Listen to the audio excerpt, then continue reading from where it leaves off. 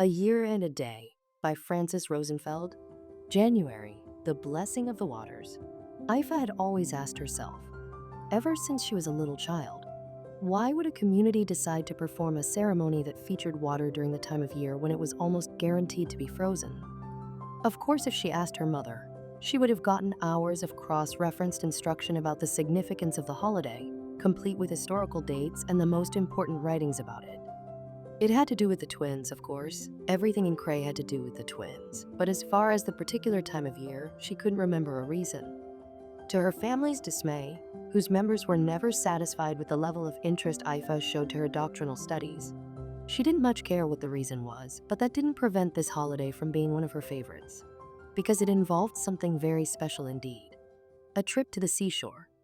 She didn't mind the cold or the treacherous hike along the cliffside, made barely practicable by snow and ice. She didn't mind the ceremonial carrying of water and the religious imperative that no drop be spilled. She saw this annual descent to the sea as a precious gift, and she liked to keep this opinion to herself for no reason. The blessing of the waters brought everyone out to the shores. Nobody would dream of missing the joyful event and the field trip associated with it.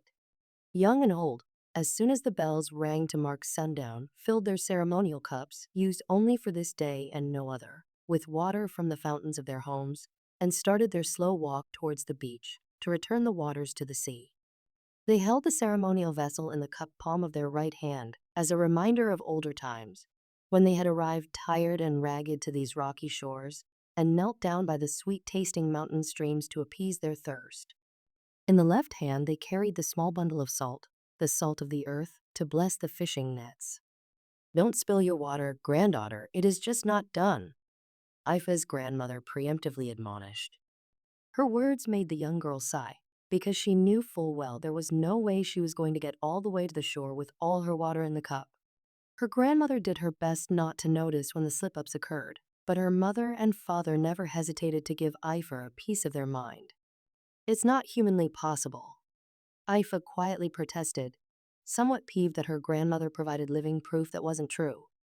"The secret is not to fill your cup all the way up," the latter chuckled softly. "But mother says," Aifa retorted. "I know what your mother says. Do you want to get to the shore with all of your water or not?" Aifa eyed her grandmother's cup when she thought the latter wasn't looking to assess exactly how full the vessel should be. Grandma's cup was filled to the brim. She sighed and gave up, placing another mark in her mental column of reasons why Cray needed the 20-year education system. "It teaches you balance, granddaughter," grandmother answered her unasked question. "Don't worry, with practice you'll get there." "What kind of practice only takes place once a year?" Aifa asked herself. "By the time this feast rolls around again, it will be like I've never done this before." She looked to her grandmother in search of an answer.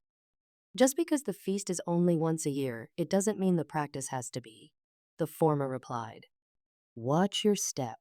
They had been lucky that year. The temperatures were low, but not extreme.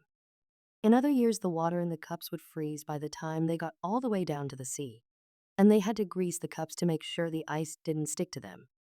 Water was, however, much easier to carry in solid form. During those very cold years, a fascinating phenomenon occurred. Because of the frigid temperatures, the water sublimated, rising in ghostly wisps of fog until the ice was all gone, as if the spirit of the sea was trying to bring the water back to a state that would allow it to return to its source all by itself. The long trip along the side of the cliff was blessed every year with the most spectacular painted skies, every shade of purple, rose, bright orange, green, and yellow, reflected on the ever-moving turquoise waters of the sea. Aifa was secretly convinced that the twins put up that show for the citizens of Cray on purpose, to make them forget the bitter cold and the seemingly endless rugged climb to get back home. "We made good time," grandmother commented, looking at the sky. "With any luck, we'll get back while it's still light outside." The group of people who had already made it to the beach was growing slowly, surrounding the members of the High Council who were preparing to start the ceremony. "I see you still got your water for the most part," grandmother teased. Aifa looked down, feeling awkward, but her mother nudged her to pay attention, for the ceremony was about to begin. "We are gathered here, as we are every year, to return our waters to their source. We have been blessed with rain, so we lacked for nothing. In gratitude, we offer a gift of water from our homes. Do I pour the water now? Aifa whispered to her mother, stomping her feet to keep warm. The beach wasn't exactly user-friendly at this time of year. Not yet, have patience, her mother calmly admonished her, and her poise felt a little intimidating to Aifa. Her mother didn't seem to notice the cold and had the graceful and relaxed posture of a marble statue. We thank our fishermen for their sacrifice. We know it's not easy to be away from the safety of the city at the mercy of the waves. We have brought salt for them to salt their nets so that their fishing is always blessed with luck. Aifa looked longingly at the frozen masts and at the sails and the thick ropes off of which the icicles dripped like weird sparkling beards, and thought to herself that whatever that sacrifice was, it must be worth it. She wished she could, just once, be out there on the open seas, to breathe in the salty air and listen to the seagulls and watch the sun rise over the water. However, that was an unlikely prospect, given the fact that, by birth, her fate had already chosen otherwise for her. Aifa, her mother chided. You're salt. Aifa shook off her reverie and joined the line of people who were waiting to deposit their symbolic mineral offering into a large bowl, placed on the line where the sea met the land, in the neutral territory along the border between two worlds accessible by both, belonging to neither. Let us give our offerings of water to be returned to us in good time for a bountiful harvest. May the water be blessed so that all the people and all the other living things whose lives it sustains, be they of the land, of the sea, or of the sky, may also be blessed and thrive. Aifa approached the waterline, walking slowly on the salt-bleached beach covered in wispy snow and frozen seashells and clumps of seaweed encased in ice. Everything sparkled in the low light of the setting sun, and as she poured her cup into the sea, slowly and reverently, as the ritual required, Aifa thought she never, in her entire life, had seen a most beautiful sight.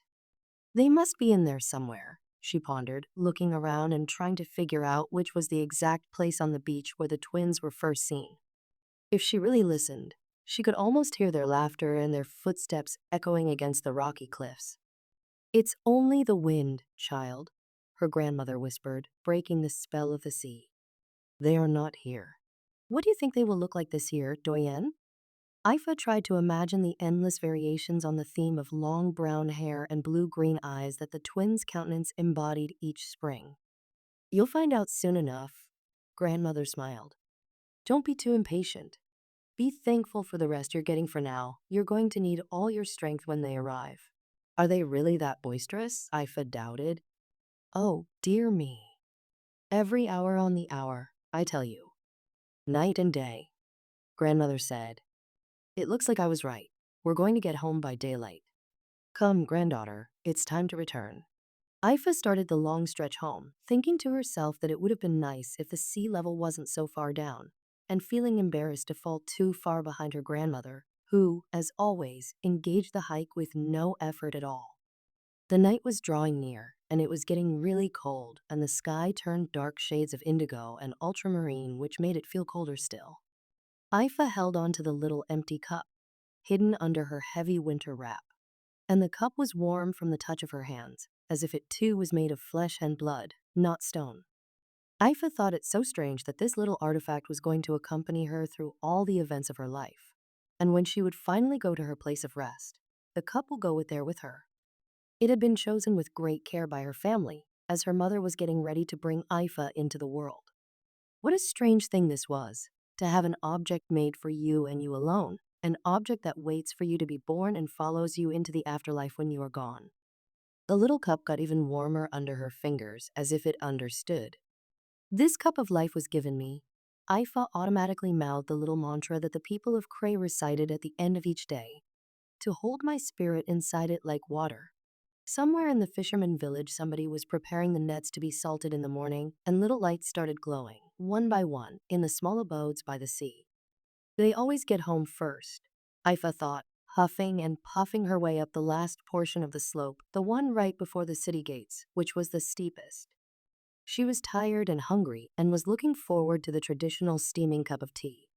She resented her age, which didn't allow her to strengthen it with something a little more substantial, like the grown-ups did, 'cause it sure seemed to do the trick for them. At least the hike keeps the blood flowing, otherwise I'd be frozen like a pillar of ice by now.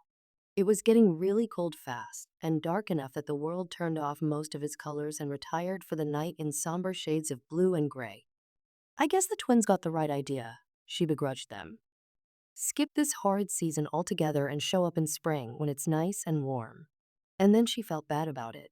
And she wondered how cold the deep sea was if they were indeed there, and thought that maybe their winter world was more daunting than hers. What on earth am I thinking? She shook her head. They're gods, for crying out loud. I wonder if we could maybe suggest to them to lighten up a bit on the winter weather. Maybe come back a little sooner this year. You're lost in your own head again, granddaughter. Be here with us, will you? We'll be home pretty soon. Doyen, Aifa started since she had nothing better to do on the long cold way home. Do you think we could persuade them to change the weather? What in creation are you thinking, child? Grandmother retorted, outraged. Do you think you know better than nature what to do with the seasons? Not a lot, you know.